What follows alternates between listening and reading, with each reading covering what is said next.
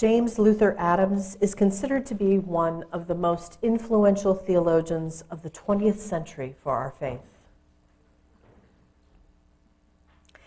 In the mid-1930s, after serving as a parish minister for 2 New England churches, Adams spent some time in Germany. Hitler was on his way to power during this time, and Adams became friends with several people, including Karl Barth and Albert Schweitzer, who were both participating in clandestine anti-Nazi activities.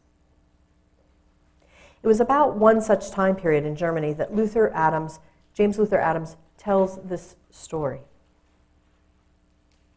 In 1927, in the city of Nuremberg, 6 years before the National Socialists came into power, I was watching a Sunday parade on the occasion of the annual mass rally of the Nazis. Thousands of youth, as a sign of their vigor and patriotism, had walked from various parts of Germany to attend the mass rally. As I watched the parade, which lasted for 4 hours and was punctuated by trumpet and drum corps made up of hundreds of Nazis, I asked some people on the sidelines to explain to me the meaning of the swastika which decorated many of the banners. Before very long, I found myself engaged in a heated argument. Suddenly, someone seized me from behind and pulled me by the elbows out of the group with which I had been arguing. In the firm grip of somebody who I could barely see, I was forced through the crowd and propelled down a side street and up into a dead-end alley. As this happened, I assure you my palpitation rose quite perceptibly.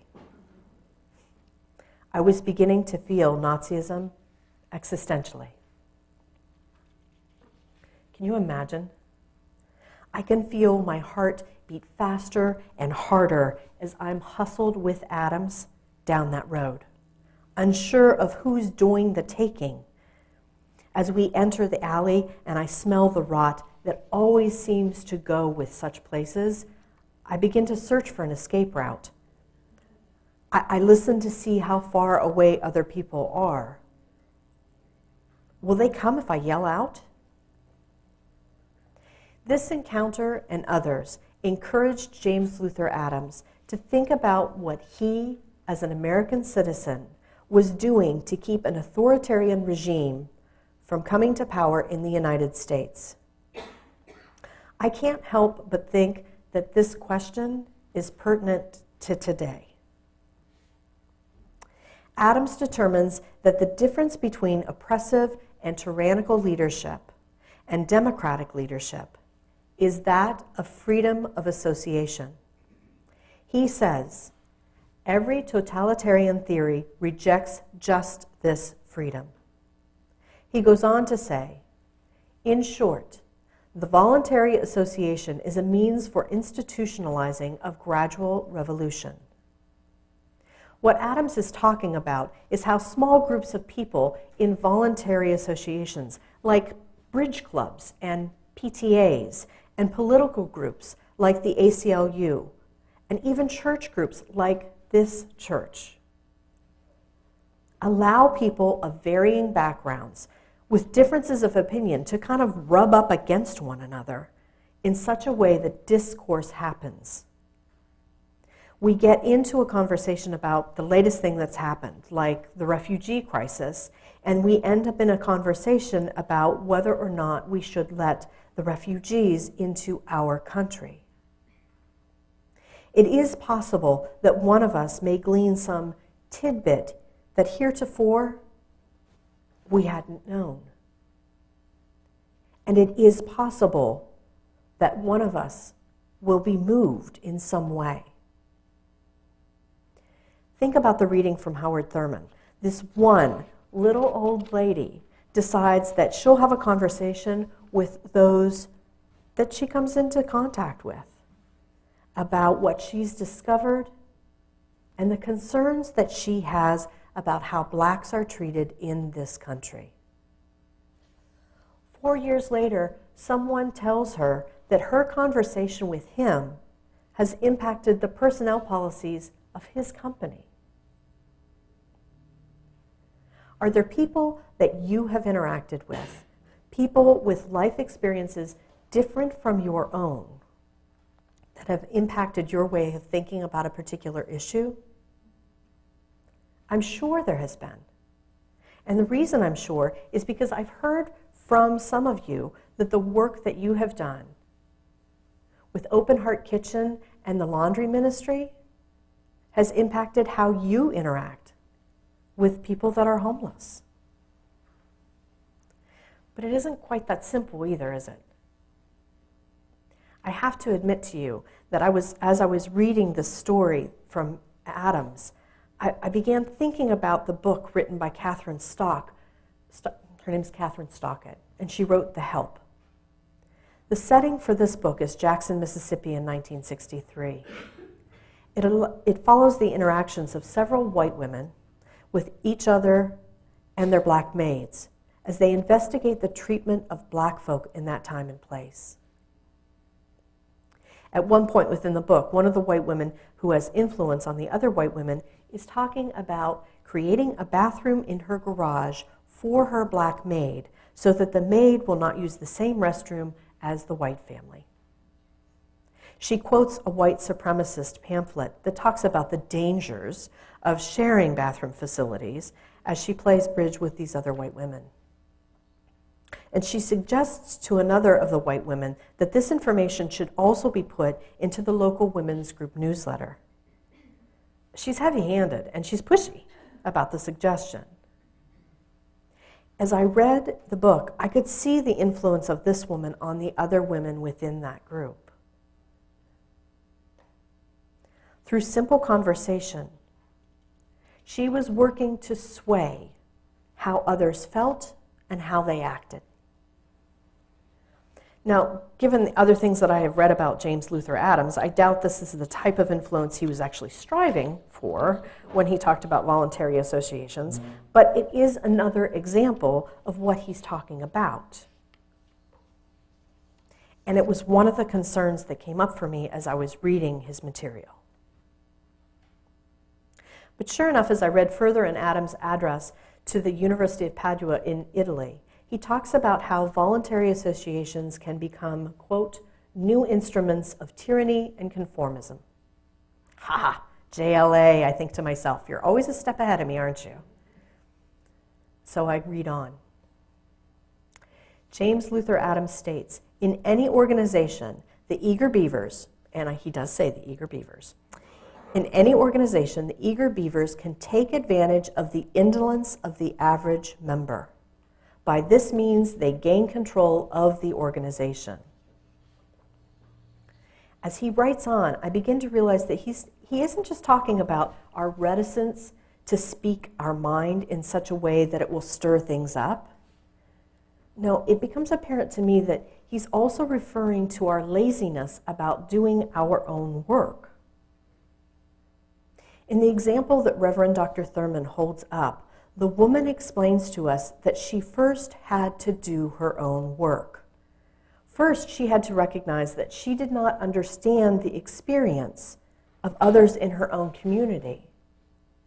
She had to be awake to see a problem at hand. This in and of itself says to me that this woman was already working to really see what was going on around her. And I see this kind of work happening within this church all the time. Second, she had to go and research about that which she did not know. And third, she had to access her humility.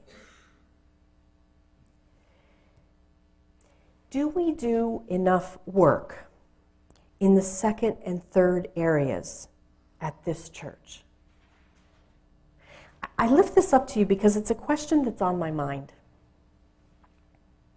I know that many people within this church recognize that the refugee crisis and the Black Lives Matter movement and the concern about Muslims in America are places where the church could take a stand. You've said this. But by and large, the thing I hear most often is that we should do something, and we don't know what. And I most often hear the suggestion that maybe we should ask somebody from the affected group to come and talk to us about what we should do. I wonder if we could or should do more research on our own. Could we read books together and have conversations about what we have learned? Could we read things we know we are not all going to agree on, so that we could benefit from the discourse that would likely be had? You will notice I'm not suggesting that we ask someone to come and talk to us about their experience. That might be helpful. But too often what I fear is that we lean on those who are already experiencing a problem. And I fear that by doing that, we're actually adding to the weight that that person is experiencing. Many of us are going to take the class on Islam that Lucas is putting on. Maybe that will be a first step for that particular topic. And maybe that will provide us with some facts that will spur us on to even larger and possibly even harder conversations. But what else could be getting in my way? What else could be getting in our way? The woman from Reverend Dr. Thurman's experience talks about finding a way of talking about her concerns that is simple and courteous and non-intrusive. This too takes work, right?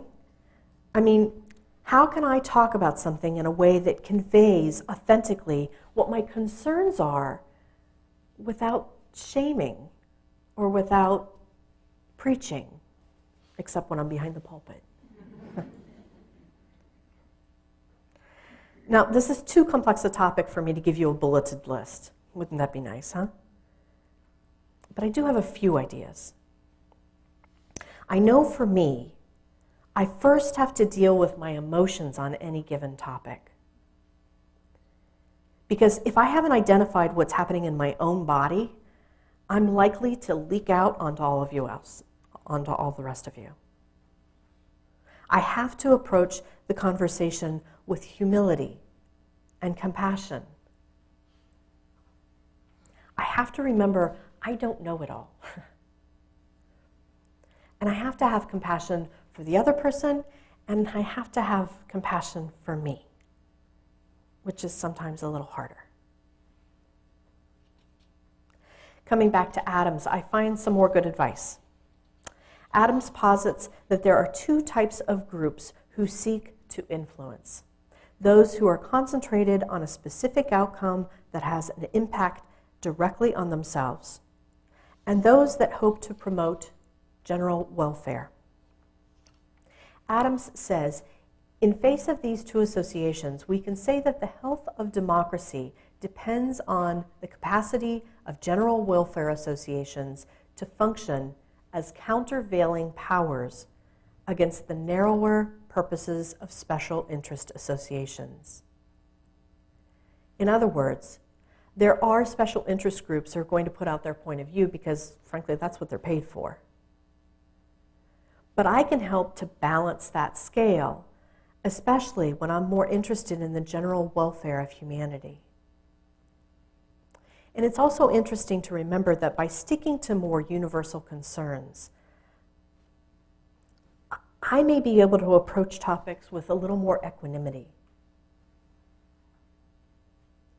Adams has spurred me into remembering that I need to risk making mistakes. We need to risk making mistakes. Our liberal faith calls us to have these conversations that are hard. Because I believe, and I hope you believe, that all people have inherent worth. And I believe that democracy is a saving approach because it makes us think and it makes us work. and it makes us discuss. But I need to also remember something else that, frankly, I already know. And I've talked to you about this for probably 80% of my sermons. It's touched on this topic. And I think you already know this too. It's all about the relationship. It's all about relationship. If I approach any conversation I have, whether it's hard or whether it's simple, if I approach that conversation with the idea that I'm seeking relationship, then I have to be courteous and respectful. It's the only way to be in relationship. But that doesn't mean that I can't disagree. Back to James Luther Adams in the alley. At the end of the alley, my uninvited host swung me around quickly, and he shouted at me in German. "You fool! Don't you know? In Germany today, when you are watching a parade, you either keep your mouth shut or you get your head bashed in." I thought he was going to bash it in right there.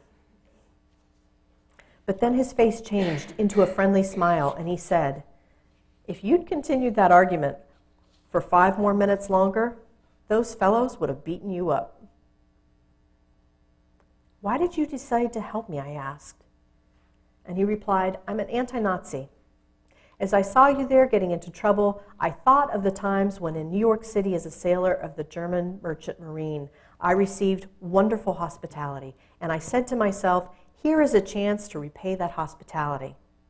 So I grabbed you, and here we are. I'm inviting you home to Sunday dinner." I don't know about you, but I don't want to keep my mouth shut about the things that are going on in this world. Nor do I really want to get my head bashed in. But maybe we can remember, how have we had success in the past?